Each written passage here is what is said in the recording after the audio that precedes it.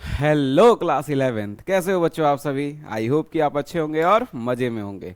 तो हमने स्टार्ट कर रखा है चैप्टर रेस्पायरेशन इन प्लांट। तो आज इस चैप्टर का आखिरी लेक्चर है। ठीक है। आज जैसे ही लेक्चर खत्म होगा उसके बाद जो नेक्स्ट लेक्चर आएगा उसमें हम सॉल्व करेंगे आपके एनसीईआरटी एग्जाम्पलर में दिए गए क्वेश्चन। तो ठीक है। तो एक बार फटाफट इस चैप्टर का एक क्विक रिकैप लेते हैं कि इस चैप्टर में हमने पढ़ा क्या क्या है। सबसे पहले मैंने आपको रेस्पायरेशन का इंट्रोडक्शन दिया था। क्या होता है रेस्पायरेशन? जब भी ग्लूकोज से हम एनर्जी लेते हैं, जब हम एनर्जी लेते हैं, उस प्रोसेस को, उस प्रक्रिया को क्या बोलते हैं? रेस्पायरेशन बोलते हैं। ठीक है। अगर उस रेस्पायरेशन में ऑक्सीजन इन्वॉल्व है तो उसको एरोबिक रेस्पायरेशन बोलेंगे। अगर ऑक्सीजन इन्वॉल्व नहीं है तो उसको एनेरोबिक रेस्पिरेशन बोलेंगे। ठीक है। सबसे पहले एरोबिक रेस्पिरेशन चाहे एनेरोबिक रेस्पिरेशन का सबसे पहला जो पार्ट होता है वो होता है ग्लाइकोलिसिस। ठीक है। क्या होता है? ग्लाइकोलिसिस। तो सबसे पहले हमने क्या देखा इस चैप्टर में? सबसे पहले हमने इस चैप्टर में देखा है, सबसे पहले इस चैप्टर में हमने देखा ग्लाइकोलिसिस। ग्लाइकोलिसिस। ठीक है। ग्लाइकोलिसिस में क्या होता है कि ग्लूकोज मॉलिक्यूल टूट के दो पायरुवेट मॉलिक्यूल बनाता है या पायरुविक एसिड बनाता है। ठीक है। कोई भी ग्लूकोज मॉलिक्यूल टूट के दो पायरुवेट बनाता है या फिर पायरुविक एसिड का मॉलिक्यूल बनाता है। ठीक है। इतना क्लियर है। ग्लाइकोलिसिस का लोकेशन कहां है? तो ग्लाइकोलिसिस होता कहां है? तो याद रखिए ग्लाइकोलिसिस होता है साइटोप्लाज्म में। कहां होता है? साइटोप्लाज्म में। कहां पे होता है? साइटोप्लाज्म में। ठीक है। साइटोप्लाज्म में ग्लाइकोलिसिस होने के बाद पायरुवेट मॉलिक्यूल जो मिला वो पायरुवेट मॉलिक्यूल एसिटाइल कोए में कन्वर्ट हो जाता है। किसमें? Acetyl CoA. ठीक है। तो पायरुवेट मॉलिक्यूल एसिटाइल कोए में कन्वर्ट हो जाता है। ठीक। वो एसिटाइल कोए जाता है किसके अंदर? क्रेब्स साइकिल के अंदर। तो नेक्स्ट प्रोसेस क्या आता है? नेक्स्ट प्रोसेस आता है क्रेब्स साइकिल। क्रेब्स साइकिल कहां पे होता है? क्रेब्स साइकिल होता है माइटोकॉन्ड्रिया के मैट्रिक्स में। माइटोकॉन्ड्रिया के मैट्रिक्स में, matrix of mitochondria. Matrix of mitochondria. ठीक है। क्रेब्स साइकिल हो गया। क्रेब्स साइकिल हो गया। क्रेब्स साइकिल से हमें NADH2 मॉलिक्यूल मिलते हैं बहुत सारे, और FADH2 मॉलिक्यूल मिलता है। यही मिलता है। अब मैंने बताया था आपको एग्जांपल देके कि जैसे NADH2 FADH2 जो है ये उस तरह का पेमेंट है या उस तरह का पैसा है जो कि यूपीआई के थ्रू आ रहा है। मान लीजिए जो पैसा आपके यूपीआई के थ्रू आ रहा है उसको कैश कराने के लिए आपको बैंक जाना पड़ता है। मानते हैं ये बात? मान लीजिए आपको किसी ने मतलब कि 1 लाख रुपए यूपीआई कर दिया, एग्जाम्पल दे रहा हूं, है ना। 1 लाख रुपए यूपीआई कर दिया, अब क्या करोगे? आप सोच रहे हो कि जैसे 1 लाख रुपए आया वैसे मैं शॉपिंग करने चला जाऊंगा या चली जाऊंगी, यही सोच रहे हो क्या दिमाग में? होता है, सबके साथ आता है। ठीक है। जनरल एग्जांपल पे आते हैं अपने। अगर मान लीजिए आपको किसी ने 1 लाख रुपए दे दिया, ठीक, और आपसे कहे कि इसको कैश करा के लाओ, तो क्या करोगे आप? जाओगे बैंक, ठीक है, कैशियर को फॉर्म भर के दोगे। फॉर्म जैसे ही भर के दिया कैशियर फॉर्म लेगा, फिर उसके बाद आपको उसका कैश दे देगा, आपके अकाउंट से डेबिट करके आपको दे देगा कैश। यही होगा। एग्जैक्टली यही होता है। NADH2 FADH2 molecule UPI payment है। वो जो यूपीआई के थ्रू पैसा आपका आया है वही पेमेंट है NADH2 FADH2। आपके जो यूपीआई का जो पेमेंट है उसको कैश कराने के लिए आपको बैंक जाना पड़ता है। उसी प्रकार से NADH2 या FADH2 मॉलिक्यूल से ATP लेने के लिए हमें इलेक्ट्रॉन ट्रांसपोर्ट सिस्टम का हेल्प लेना पड़ता है। किसका हेल्प लेना पड़ता है? Electron transport system. Last class में इलेक्ट्रॉन ट्रांसपोर्ट सिस्टम कराया। बहुत ही कॉम्प्लिकेटेड तो नहीं कहेंगे, लेकिन थोड़ा सा तो है कि भाई UQ, UQS2, FMN, FES, ठीक है, फिर उसका cytochrome C, cytochrome B1, FES, फिर C1, ये सारा मतलब कि हम लास्ट क्लास में देख चुके हैं। अभी मैं क्यू रिकैप दूंगा, चिंता मत कीजिए, उसका भी क्यू रिकैप दूंगा, चिंता मत कीजिए आप। ठीक है। तो इलेक्ट्रॉन ट्रांसपोर्ट सिस्टम में वो जाता है FADH2 NADH2 मॉलिक्यूल, उससे ATP मिलता है। कैसे मिलता है? इसी मतलब कि जब ये कर रहे होते हैं तो इलेक्ट्रॉन को उछालते हैं, इलेक्ट्रॉन को फेंकते हैं, कोई इलेक्ट्रॉन को कैच करता है, और बहाने साइड ही साइड में यहाँ से प्रोटॉन जो है यानी कि H+ आयन मैट्रिक्स से इंटरमेम्ब्रेन स्पेस में चला जाता है। इंटरमेम्ब्रेन स्पेस में गया, फिर उधर से उसको खींच के लाते हैं और ATP बना देते हैं। ये सारी बातें हम लास्ट क्लास में देख चुके हैं। आज का जो लेक्चर है, इस लेक्चर में हम देखेंगे एम्फीबॉलिक पाथवे और रेस्पिरेटरी क्वेश्चन, आरक्यू जिसे बोलते हैं। तो एम्फीबॉलिक पाथवे देखेंगे और आरक्यू देखेंगे। उससे पहले एक बार पूरे चैप्टर का एक फ्लैशबैक ले लेते हैं, क्विक रिकैप ले लेते हैं फटाफट, जिससे हमारे दिमाग में पूरा क्रिस्टल क्लियर हो जाए कि हमने ये चीज पढ़ लिया है।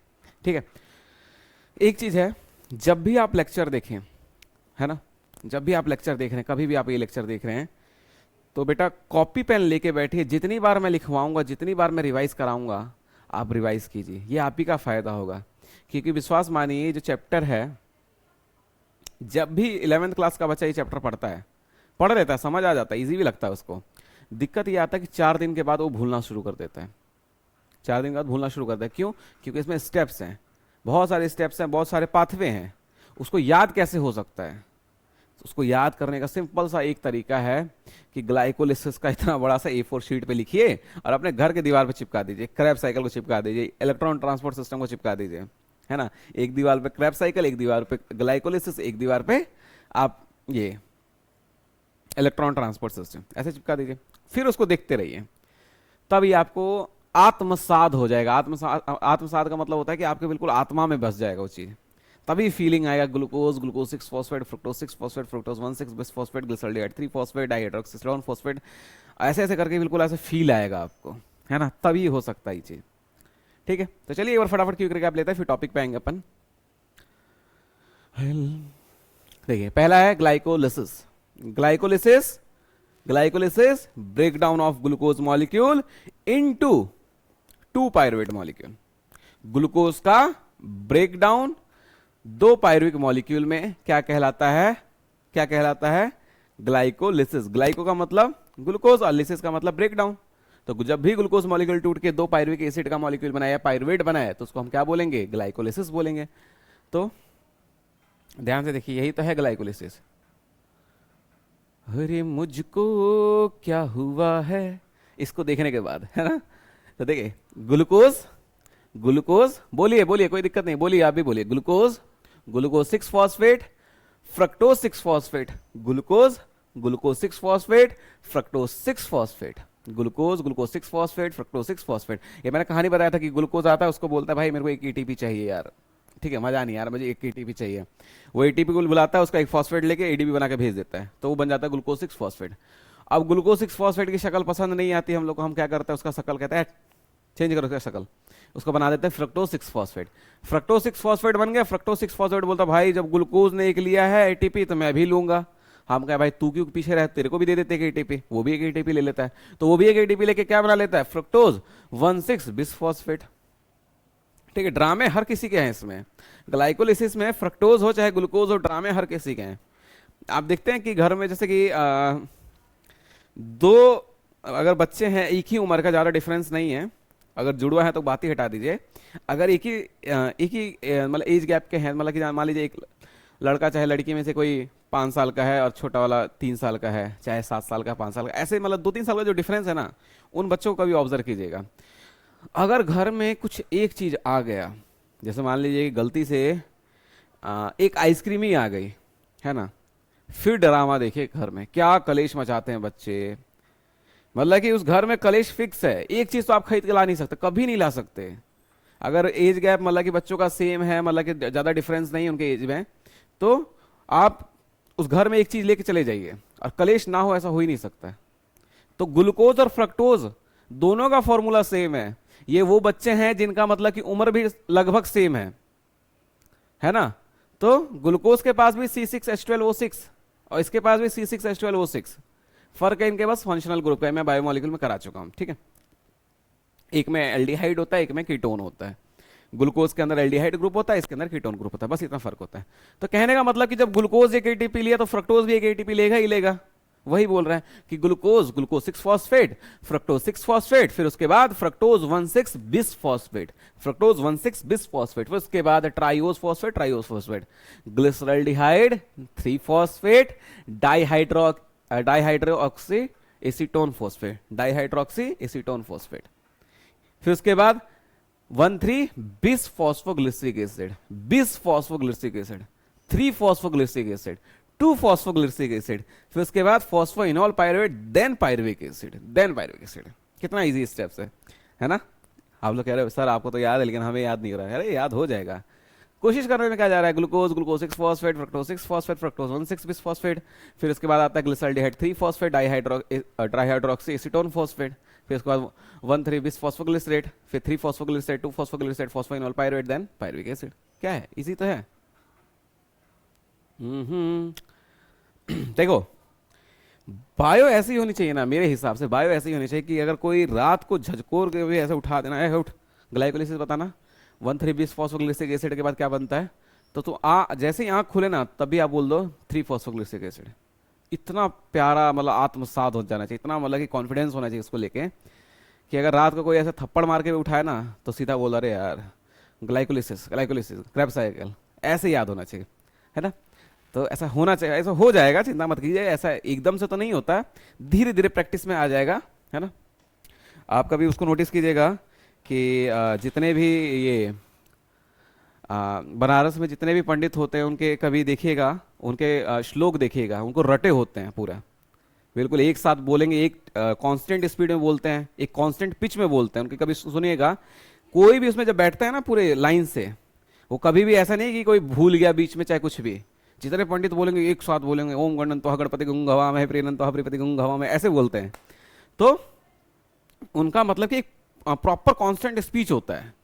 तो उसी प्रकार से आपको भी वो बायो करना है, उसी प्रकार से करना है, जैसे कि glucose, glucose 6 phosphate, fructose 6 phosphate, fructose 1 6 bis phosphate, glyceraldehyde 3 phosphate, dihydroxyacetone phosphate, फिर 1 3 बिस फॉस्फोग्लिसरिक एसिड, 3 फॉस्फोग्लिसरिक एसिड, फिर 2 phosphoglyceric acid, 2 phosphoglyceric acid, phosphoenol pyruvate, then pyruvic acid. ऐसे होना चाहिए, ये कांस्टेंट स्पीड है, इतना तेजी में याद होना चाहिए कि आपको बस याद हो जाए कि लोग सुने तो कहे कि वाह बायो हो तो ऐसी, है ना, बिल्कुल ऐसे टिप पे, कुछ नहीं सोचना, सीधा आंख बंद। सोचने का तो अगर मान लीजिए क्वेश्चन आ जाए तो सोचने दिमाग ही नहीं लगाना भाई, हमें तो पूरा स्टेटमेंट याद है।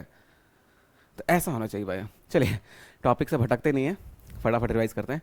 Pyruvate, acetyl CoA, acetyl CoA के बाद citric acid, alpha ketoglutaric acid, succinic acid, malic acid, oxaloacetic acid. कल ही मैंने किसका वो बताया था ट्रिक, नहीं उसके पहले वाले लेक्चर में सेकंड लेक्चर में, कि प्रियंका मोमोज के साथ चटनी खाएगी, प्रियंका चटनी के साथ मोमोज खाएगी, सॉरी, प्रियंका आज चटनी के साथ मोमोज खाएगी, ये था।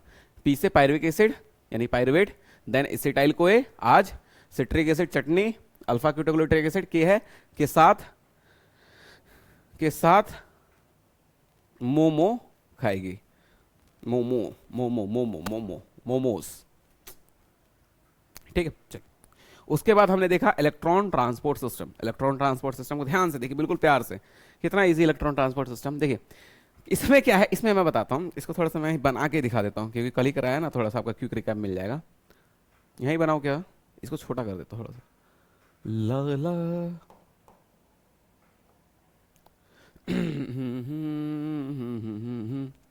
देखिए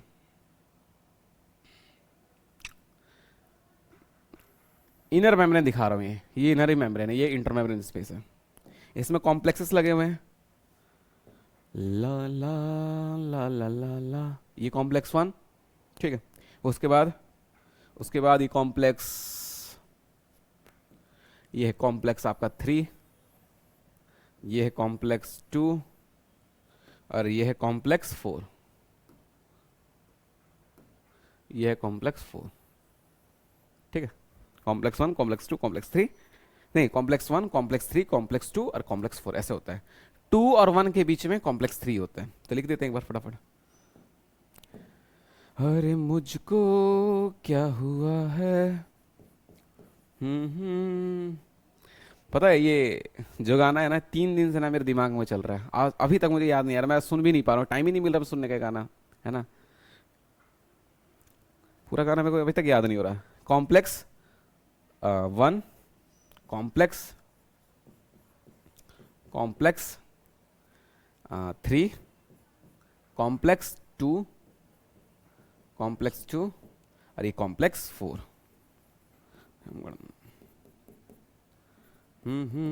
ठीक है। क्या बताया था मैंने लास्ट क्लास में कि यहाँ पे क्या होता है, यहाँ पे NADH2 मॉलिक्यूल आता है, NAD plus 2H plus ion और इलेक्ट्रॉन, ये इलेक्ट्रॉन जाता है किसके पास, FMN के पास, FMN के पास, FMN यानी कि फ्लेविन मोनोन्यूक्लियोटाइड, फिर उसके बाद FES, FeS के बाद ये जाता है UQ, UQ से UQH2, UQH2 के पास चला गया, फिर चला जाएगा यहाँ पे साइटोक्रोम, साइटोक्रोम ये चला जाएगा आपका साइटोक्रोम बी के पास, साइटोक्रोम बी के पास फिर FeS, फिर साइटोक्रोम C1, यही होता है साइटोक्रोम C1। साइटोक्रोम C1 से साइटोक्रोम C,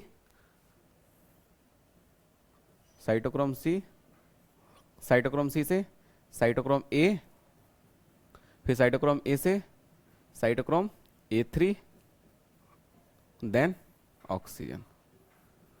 ठीक है, यही होता है, यही होता है।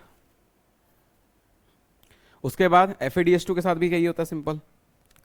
FADH2 यहां से FADH2, FADH2, उसके बाद FAD2H+ आयन और इसका इलेक्ट्रॉन, इसका इलेक्ट्रॉन गया, इसको सीधा FeS लेता है। FeS लेने के बाद ये देता है किसको, UQ को, UQ से UQH2 और UQH2 से फिर साइटोक्रोम B, फिर ऐसे चलेगा और इसका भी सिंपल सा ऐसे ऐसे जाता रहेगा। ठीक है, ऐसे। तो ये होता है। इस दौरान क्या होता है, जितने भी हाइड्रोजन आयन है यहाँ पे आ जाते हैं इंटरमेम्ब्रेन स्पेस में, H+ ion, H+ ion, H+ ion, और यहाँ पे आपका वही रैकेट लाइक स्ट्रक्चर लगा होता है। इसको हम F0 बोलते हैं, इसको F1 बोलते हैं। यहाँ पे एक ATP सिंथेज नाम का एंजाइम होता है, उसी से ATP बनता है। यहाँ पे एंजाइम होता है ATP सिंथेज।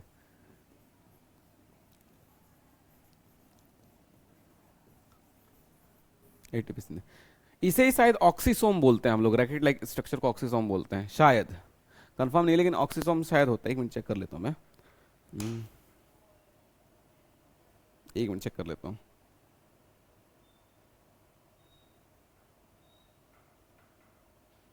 यही ऑक्सीसोम है। ठीक है, इसे ऑक्सीसोम बोलते हैं। ठीक है, तो ये था आपका इलेक्ट्रॉन ट्रांसपोर्ट सिस्टम। मैंने आपको बताया था जब भी साइनाइड की पॉइजनिंग होती है वो क्या करता है, इलेक्ट्रॉन ट्रांसपोर्ट सिस्टम को ब्रेक कर देता है, इसको रोक देता है ना, तोड़ता, मतलब कि हाँ रोक देता है इसके प्रोसेस को। तो हम लास्ट क्लास में देख चुके हैं। इतना क्लियर है? इतना क्लियर है? अब देखिए, ये सब हम लास्ट क्लास में देख चुके हैं। आज हम देखेंगे एम्फीबॉलिक पाथवे। ठीक है, एम्फीबॉलिक पाथवे क्या होता है डिस्कस करते हैं फटाफट। देखिए, एक पेज लेता हूं पहले तो।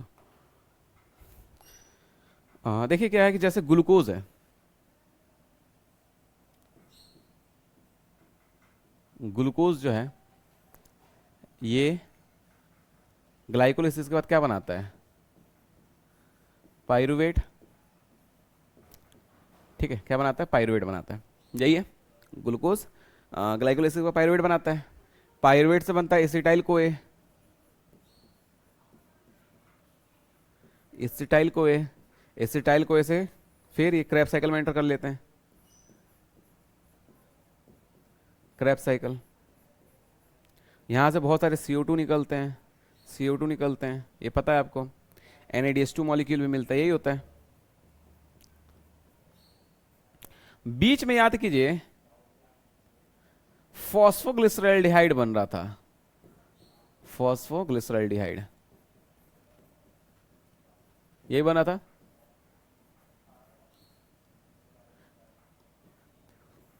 ठीक है, 3-फॉस्फोग्लिसरॉल्डिहाइड यानी फॉस्फोग्लिसरॉल्डिहाइड बन रहा था बीच में, यही हो रहा था। ग्लूकोज के साथ तो ये है। ठीक है, इससे ATP OTP जितना मिलना था वो मिल चुका है, कोई दिक्कत नहीं है। NADH2 ATP हटा दीजिए सब।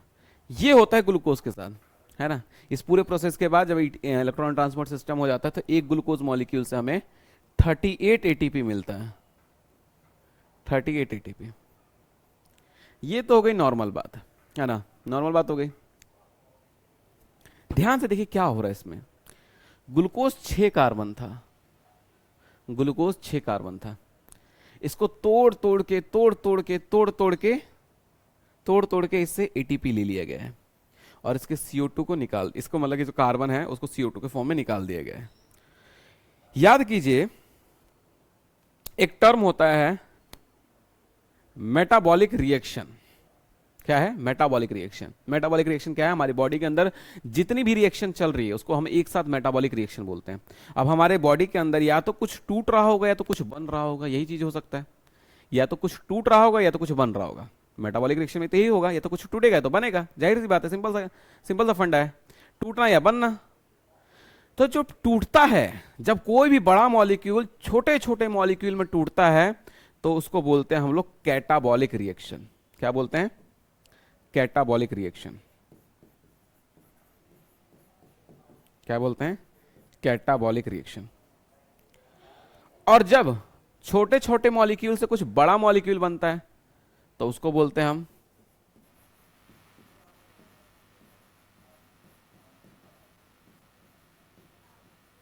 Anabolic reaction. कैटाबॉलिक रिएक्शन और एनाबॉलिक रिएक्शन, डिफरेंस समझ आ गया? चलिए, ये तो हो गया। अब क्या होता है, ये तो ग्लूकोज के साथ है। लिपिड, मान लीजिए कभी आप व्रत हैं, है ना, तो उस दिन तो ग्लूकोज नहीं ले आ रहा आपके शरीर में, लेकिन आपके शरीर में फैट तो है ना, तब बॉडी क्या करता है? फैट को तोड़ता है। कभी भी जब आप फास्टिंग मोड पे होते हैं तो सबसे पहले शरीर आपके फैट को तोड़ता है, फैट का ब्रेकडाउन करता है, और जब फैट का ब्रेकडाउन हो जाता है उसके बाद प्रोटीन का ब्रेकडाउन करता है। और प्रोटीन का ब्रेकडाउन बॉडी के लिए अच्छा नहीं माना गया है, ठीक है, क्योंकि प्रोटीन देखिए मसल से, मसल के अंदर प्रोटीन, आपका जो मसल मास होता है वो ड्यू टू प्रोटीन, है ना, देखते नहीं कि प्रोटीन, जिम जो जाते हैं वो प्रोटीन लेते हैं क्योंकि मसल मास अच्छा हो जाता है, मसल्स हैवी हो जाते हैं। तो प्रोटीन का इतना मतलब कि इंपॉर्टेंट रोल है। तो इसीलिए बॉडी कभी भी फैट को पहले तोड़ती है, उसके बाद प्रोटीन को तोड़ती है। प्रोटीन का जैसे टूटना स्टार्ट हो जाता है, इसीलिए आपको एक एग्जांपल बताता हूं मैं। एक बार अन्ना हजारे और रामदेव बाबा, ये दोनों शायद अलग अलग अनशन पे बैठे थे, भूख हड़ताल पे या ऐसे कुछ अनशन था, तो ये दोनों अलग अलग बैठे थे। मेरे को एग्जैक्ट तो याद नहीं है क्योंकि मेरे को भी किसी ने बताया ये चीज़। तो ये दोनों ना अलग अलग अनशन पे बैठे थे। तो जो अन्ना हजारे थे वो शायद 3 से 4 दिन मतलब कि ऐसे भूख हड़ताल पे रह गए थे, और वहीं रामदेव बाबा 2 दिन में इनको हॉस्पिटलाइज करना पड़ गया। क्यों? और बल्कि लोगों ने सोचा भाई रामदेव बाबा तो योगा कराते, इतने फिट इंसान हैं, वो ज़्यादा दिन रह लेंगे। लेकिन ज़्यादा दिन कौन रहा? अन्ना हजारे। क्यों? सोचिए कभी। रामदेव बाबा पतले चितले इंसान, उनके शरीर में चर्बी नहीं है, वो अपने पेट को ऐसे हिला देते हैं। कभी देखा उनका शरीर कैसे? वो अपने पेट को रोटेट करते हैं, लगता है कि सेंट्रीफ्यूज मशीन चल रहा है। तो उनके शरीर में चर्बी नहीं है। तो जाहिर सी बात है जब वो फास्टिंग मोड पे होंगे तो बॉडी ने सबसे पहले क्या तोड़ने की कोशिश की होगी? फैट। तो थोड़ा बहुत फैट ले लिया होगा कहीं से, इधर उधर से, मतलब कि थोड़ा बहुत जो तो भी कहीं ना कहीं तो होगा ना चर्बी शरीर में, ऐसा तो नहीं पूरा खाली जाता है। तो थोड़ा बहुत उसको यूज़ किया, उसके बाद उसने बॉडी ने डायरेक्ट किसको तोड़ा होगा? प्रोटीन को तोड़ा होगा। जब प्रोटीन टूटता है तो शरीर में डैमेज बहुत देखने को मिलता है। प्रोटीन टूटना यानी कि ये मान लीजिए आपका शरीर आपको ही खा रहा है, खुद अपना शरीर खा रहा है, जैसे नहीं होता कोई इंसान अपने ही पैर पे कुल्हाड़ी मारता है, उस टाइप का। इसीलिए उनको हॉस्पिटलाइज करना किया गया था। उनका बिल्कुल बॉडी एकदम से मेटाबॉलिक रिएक्शन शट ऑफ हो गया था एकदम से। और वही अन्ना को भी देखा होगा फोटो में, तो उनका ऐसे पेट निकला हुआ है, वैसे ज़्यादा बुजुर्ग तो थे ही वैसे, तो उनका पेट उट निकला हुआ है, कभी देखिएगा उनकी फोटो। उनके शरीर में चर्बी था। पेट निकलना अच्छी बात है ना, ज़्यादा पेट निकलना अच्छी बात नहीं है। पेट निकल रहा है अच्छी बात है, एक बॉडी का मैकेनिज्म भी है कि आप थोड़ा सा स्ट्रेस कंडीशन में सर्वाइव कर लेंगे। आपने कभी नोटिस किया होगा ये बात कि इंडिया के लोग का पेट ज़्यादा निकला होता है। क्यों? क्योंकि इंडिया में भूखमरी बहुत ज़्यादा हुई है, तो इस शरीर का एडेप्टेशन बन गया है। देखिए कभी भी आप जो इंसान को ना पैसे की कमी होती है लाइफ में, वो पैसा बचाता बहुत है। नोटिस कीजिएगा ये बात, जो पैसे का दुख देखता है ना वही पैसे की वैल्यू जानता है। तो बॉडी जो है, हमारी बॉडी इतनी अडेप्ट कर चुकी है क्योंकि इंडिया ने बहुत भूखमरी देखा है अपने टाइम पे कभी ना कभी। तो इंडिया के लोगों के अंदर ये अडेप्टेशन आ गया है कि उनका मतलब कि पेट निकला ही होता है। और पेट निकलना ये बॉडी का एक तरह से प्रोटेक्टिव मैकेनिज्म है। Protective mechanism in the sense कि कभी अगर मान लीजिए भूखमरी आया तो हम, ऐसा तो नहीं है कि तुरंत मर जाएंगे, हम सर्वाइव करेंगे क्योंकि हमारा पेट निकला हुआ है। ऐसा देख लीजिएगा, जिस दिन मतलब ऐसा भूखमरी आया, भगवान ना करे कभी जीवन में भूखमरी देखने को मिले किसी को भी, अगर भूखमरी आया तो जो फिटनेस इन्फ्लुएंसर है ना, सबसे पहले हॉस्पिटलाइज वही होंगे, गारंटी है। जिसका चर्बी निकला है, मेरी तरफ पेट थोड़ा सा निकला है, ठीक है भाई, हम लोग सर्वाइव करेंगे क्योंकि हमारी बॉडी ग्लूकोज नहीं, सबसे पहले लिपिड को तोड़ेगी, फैट को तोड़ेगी, है ना। उसके बाद प्रोटीन टूटेगा तो टूटेगा, तो खाना खा लेंगे फिर, क्या दिक्कत है? क्या दिक्कत है भाई, इतना टेंशन काहे को लेना? इतना इसलिए कहते हैं एक्सरसाइज करना अच्छी बात है, ज्यादा फिटनेस इन्फ्लुएंसर चाहे फिटनेस इन्फ्लुएंसर को देख के मोटिवेट होना वो अच्छी बात नहीं है रियली में। आप एक्सरसाइज कीजिए, फिट रहिए, रनिंग कीजिए, कार्डियो कीजिए, थोड़ा सा वेट लिफ्टिंग का, जिम जा रहे हैं तो वेट लिफ्टिंग भी कर लीजिए, उससे थोड़ा सा मसल खुलता है, इंक्रीज होता है मसल, तो वो अच्छी बात है, करना चाहिए, लेकिन ज़्यादा नहीं, ज़्यादा बिल्कुल सीरियस होकर नहीं करना चाहिए मेरे हिसाब से। मैं कहाँ था यार, हाँ, तो लिपिड जब आप फास्ट रखते हैं तो उस टाइम तो बॉडी में ग्लूकोज आ नहीं रहा, बॉडी में क्या बचा है, फैट बचा है, उस टाइम फैट टूटता है, उस टाइम फैट टूटता है। तो फैट यानी कि लिपिड, लिपिड के पास दो चीज है, लिपिड के पास है ग्लिसरॉल, ग्लिसरॉल और फैटी एसिड, ठीक है। ग्लिसरॉल चला जाएगा यहां पे एंट्री कर लेगा अपनी फॉस्फोग्लिसरॉल्डिहाइड में, और फैटी एसिड यहां पे एंट्री कर लेगा, मतलब इस पाथ में जाके इन्वॉल्व हो जाएगा, ठीक है। अल्टीमेटली उनके साथ भी ऐसे ही होगा, क्रेब्स साइकिल, चाहे मान लीजिए ग्लिसरॉल चला गया यहाँ पे तो ग्लाइकोलिसिस को कंप्लीट करेगा, फिर पाथवे सेम रहेगा, सबका पाथवे सेम रहेगा, वही क्रेब्स साइकिल, ईटीएस, सारा पाथवे सेम रहेगा, लेकिन हाँ स्टेप को हो सकता है कि कोई पूरे स्टेप में ना कुछ बीच वाले इंटरमीडिएट स्टेप में एंटर किए हों। तो लिपिड के साथ ही होता है। प्रोटीन के साथ, प्रोटीन किससे मिलकर बना है, अमाइनो एसिड से। अमाइनो एसिड के पास क्या होता है, जैसे मान लीजिए अमाइनो एसिड का बना रहा हूं मैं, NH2 COH और ER, यही होता है। तो सबसे पहले इसका डीएमिनेशन होता है, यानी कि NH2 हटाया जाता है, डीएमिनेशन होता है लीवर में, लीवर में होता है, फिर उसके बाद इसको एंटर करा दिया जाता है इसी क्रेब्स साइकिल के अंदर, चाहे बीच में कहीं एंटर करा दिया जाएगा, एंटर कर लेता है, करा दिया नहीं कर लेता है ये, ठीक है। अच्छा, यहाँ पे ऐसा नहीं है कि सिर्फ टूट रहा है, यहाँ पे कुछ बनता भी है। जैसे मान लीजिए यहाँ पे मैं कह रहा हूँ ग्लूकोज का मॉलिक्यूल का तोड़ तोड़ कर उसका CO2 निकाल दे रहे हैं, तो ये जो अमाइन चाहे जाता है इधर से कुछ बनता भी है, वो आपके सिलेबस में नहीं है, यहाँ पे कुछ बनता भी है। तो जब भी कुछ बनता है तो उसके लिए हम क्या वर्ड यूज करते हैं, एनाबॉलिक रिएक्शन, और जब कुछ टूटता है तो उसके लिए कैटाबॉलिक रिएक्शन। तो कैटाबॉलिक रिएक्शन और एनाबॉलिक रिएक्शन जो है दोनों को एक साथ हम बोलते हैं एम्फीबॉलिक रिएक्शन, एम्फीबॉलिक रिएक्शन, ठीक है। Catabolic plus anabolic is equal to amphibolic. Catabolic pathway, anabolic pathway दोनों मिला के क्या बनते हैं, एम्फीबॉलिक पाथवे, ठीक है। ये एम्फीबॉलिक पाथवे, यही एनसीईआरटी ने दे रखा है, ध्यान से देखिए देखिए ध्यान से देखिए, अमाइनो एसिड, सारी बातें, अमाइनो एसिड यहाँ पे पायरुविक एसिड में जाके एंटर कर लिया है, acetyl CoA. Fat, carbohydrate, protein, यही है। फैट का देखिए, फैट टूटेगा फैटी एसिड और ग्लिसरॉल में, फैटी एसिड और ग्लिसरॉल में। ग्लिसरॉल के पास ऑप्शन है, या तो ग्लिसरॉल्डिहाइड 3 फॉस्फेट के साथ वहां पे जाके अटैच हो जाए, मतलब अटैच इन द सेंस कि कन्वर्ट हो जाए उसमें, अटैच का मतलब ये जुड़ जाएगा उसको जाके, नहीं कन्वर्ट हो जाएगा कुछ केमिकल रिएक्शन चेंजेस करके अपने अंदर। फैटी एसिड के पास ऑप्शन है कहाँ पे ज्वाइन करने का, एसिटाइल कोए पे। तो ये आपका एम्फीबॉलिक पाथवे। अब देखते हैं एनसीईआरटी क्या लिखता है। एनसीईआरटी कह रहा है कि glucose is the favourite substrate for respiration. Obvious सी बात है यार, ग्लूकोज फेवरेट होगा ही होगा, क्योंकि उसका सिंपल सा पाथवे है, ग्लूकोज टूटेगा, ग्लाइकोलिसिस, फिर उसके बाद एसिटाइल कोए, एसिटाइल कोए के बाद पूरा क्रेब्स साइकिल में एंटर कर लेगा, बिल्कुल इजी है। तो उसके बाद all carbohydrate usually first converted into glucose, ठीक है। कह रहा है कि सबसे पहले जितने भी कार्बोहाइड्रेट है वो ग्लूकोज में कन्वर्ट होते हैं, उसके बाद वो सिंपल सा वही glycolysis, Krebs cycle, then ETS. एक चीज लिखा है यहाँ पे देखिए, कहाँ गया, हाँ, fat would need to broken down into glycerol and fatty acid, fat के लिए if fatty acid were to be respired they would first to be degrade acetyl CoA and enter the pathway. कह रहा है कि जो fatty acid है, fatty acid कहाँ चला जाएगा, एसिटाइल कोए के साथ, और किसमें पाथ का वो क्रेब्स साइकिल में एंटर कर लेगा, कहने का मतलब ये। तो वही सारी बातें हैं, इसको पढ़ लिया, कोई ज्यादा टफ नहीं है। एम्फीबॉलिक पाथवे, देखिए ये चीजें पता नहीं दिख रहा है कि नहीं दिख रहा, एक minute.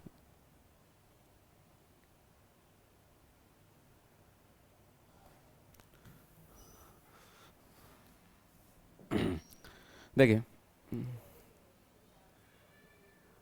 The respiratory pathway is involve in both anabolism and catabolism, it would hence to be better consider the respiratory pathway as an amphibolic pathway।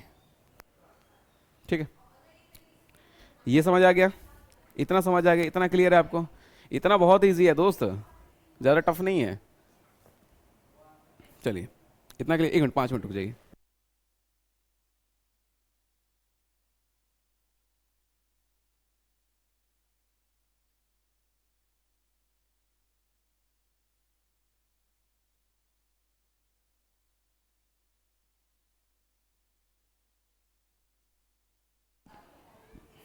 चलिए चलिए ठीक है, ये हो गया। अब हम देखेंगे, अब हम देखेंगे रेस्पिरेटरी क्वेश्चन। ठीक है, रेस्पिरेटरी क्वेश्चन, इसको हम शॉर्ट में आरक्यू बोलते हैं। फॉर्मूला देखिए क्या है। आरक्यू का फॉर्मूला होता है वॉल्यूम ऑफ CO2 इवॉल्व और volume of O2 consume. Volume of CO2 evolve मतलब कि निकलना, और वॉल्यूम ऑफ O2 कंज्यूम। जैसे मान लीजिए ग्लूकोज है, ग्लूकोज का फॉर्मूला C6H12O6, यही है। इसको तोड़ने के लिए हमें 6 ऑक्सीजन की जरूरत होती है। कितना ऑक्सीजन की? 6 ऑक्सीजन की। जैसे ही 6 ऑक्सीजन लेता है वैसे ही 6 हमें कार्बन डाइऑक्साइड मिल जाते हैं, 6 हमें H2O मॉलिक्यूल मिलता है, और साथ ही साथ एनर्जी मिल जाता है। ठीक है, और एनर्जी मिल जाता है, यही होता है, यही होता है ना। तो एक ग्लूकोज मॉलिक्यूल तोड़ने के लिए हमें कितने ऑक्सीजन की जरूरत पड़ी? 6। और कितना हमें CO2 मिला? 6। तो आरक्यू अगर निकालना पड़े, हमें आरक्यू निकालना पड़े, तो हम क्या करेंगे? वॉल्यूम ऑफ CO2, CO2 कितना मिला? 6। ठीक है, और ऑक्सीजन 6, तो 6/6 इज इक्वल टू 1। तो ग्लूकोज का जो आरक्यू आता है, रेस्पिरेटरी क्वेश्चन जो आता है, वो 1 आता है, और ये मैक्सिमम है, ग्लूकोज का मैक्सिमम ही आता है। ठीक है, प्रोटीन का थोड़ा सा कम आता है और फैट का थोड़ा सा कम आता है। ठीक है, इससे अच्छा, इस आरक्यू की फीलिंग क्या है? आरक्यू की फीलिंग ये है कि जैसे मान लीजिए आरक्यू जितना ज़्यादा होगा, आरक्यू जितना ज़्यादा होगा उसको डाइजेस्ट करने में उतना आसानी होगा। ठीक है, जैसे ग्लूकोज है, ग्लूकोज को डाइजेस्ट करना है, उसको बर्न करना है, तो उतना आसान है। अब मान लीजिए फैट की बात की जाए, तो फैट का देखिए क्वेश्चन दे रखा है एनसीईआरटी में। देखिए ग्लूकोज वाला तो करा दिया मैंने, फैट का देखिए, ये ट्राइपामिटीन है फैट के, मतलब कि वो है, क्या बोलते हैं, ट्राइपामिटीन इन द सेंस कि वो है, फैट को बता रहा है। ठीक है, ध्यान से देखिए इसमें कितने ऑक्सीजन लगे हैं? 145 ऑक्सीजन लगे हैं, है ना, और 102 CO2 निकला है। तो इसका जो आरक्यू आएगा, आरक्यू आएगा, तो यानी कि 102/145, क्योंकि 102 CO2 निकला है, लगा है हमें, निकला है, सॉरी, इवॉल्व हुआ है, और 145 ऑक्सीजन इसकी रिक्वायरमेंट थी, है ना, इसको तोड़ने के लिए। इसको तोड़ने के लिए 145 ऑक्सीजन की रिक्वायरमेंट थी, और CO2 कितना मिला? 102 मिला। ध्यान से देखिए, ध्यान से देखिए, यहां पे तोड़ने के लिए हमें ज्यादा ऑक्सीजन की रिक्वायरमेंट है, ज्यादा ऑक्सीजन की रिक्वायरमेंट है। हाँ, इसको जब सॉल्व करेंगे तो 0.7 आ जाएगा, इसको काटिए तो 0.7 आएगा, इसका आरक्यू 0.7 है। इसीलिए यही रीजन होता है कि फैट को बर्न करने के लिए, फैट को बर्न करने के लिए ज्यादा ऑक्सीजन की जरूरत होती है।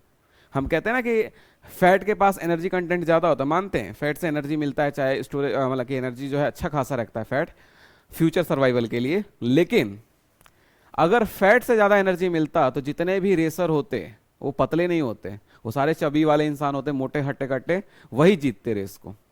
450 मीटर की जो रेस होती है, 100 मीटर की जो रेस होती है, उसमें कोई पतला इंसान ही जीतता है। हुसैन बोल्ट को देखिए, उसका शरीर दिखेगा कभी, उसके शरीर में चर्बी नहीं मिलेगा, लेकिन एनर्जी होता है, फैट में एनर्जी ज्यादा मिलता है। लेकिन उसको तोड़ने के लिए आप खुद देखिए 145 ऑक्सीजन लग रहा है, 145, और CO2 102, इनपुट ज्यादा आउटपुट कम, 0.7 आरक्यू आ रहा है। तो फैट का याद रखिएगा 0.7 होता है। प्रोटीन का पता नहीं एनसीईआरटी ने दिया है कि नहीं दिया, नहीं प्रोटीन का नहीं दे रखा। तो फैट और ग्लूकोज का याद रखिएगा। 1 मिनट चेक कर लेते हैं प्रोटीन का भी।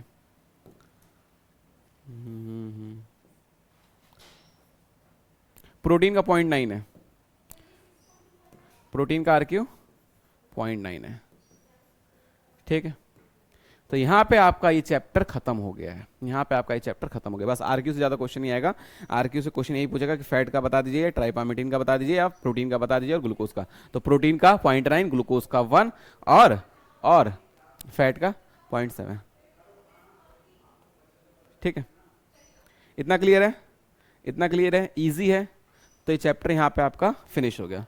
फिर से दिखा देता हूँ आपको क्या क्या पढ़ लिया हमने इस चैप्टर में। हमने सबसे पहले ग्लाइकोलिसिस पढ़ा, उसके बाद क्रेब्स साइकिल देखा, क्रेब्स साइकिल को इलेक्ट्रॉन ट्रांसपोर्ट सिस्टम देखा, और उसके बाद एम्फीबॉलिक पाथवे देखा। एम्फीबॉलिक पाथवे के बाद हमने देखा ये क्या बोलते हैं, रेस्पिरेटरी क्वेश्चन। ठीक है, अब इस चैप्टर में हम देखेंगे एनसीईआरटी एग्जाम्पलर। तो नेक्स्ट लेक्चर में आपका एनसीईआरटी एग्जाम्पलर का सॉल्यूशन आ जाएगा।